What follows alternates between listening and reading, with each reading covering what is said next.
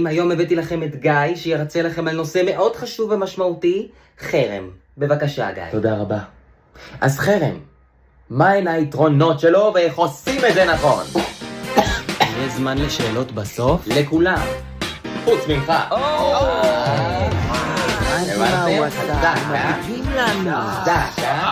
סליחה גיא, מה אתה עושה? הרצאה על חרם, כמו שביקשת. כן, אתה אמרת שתרצה על חרם שחווית. נו, ובאמת חוויתי חרם. פשוט לא מהצד המוכרע.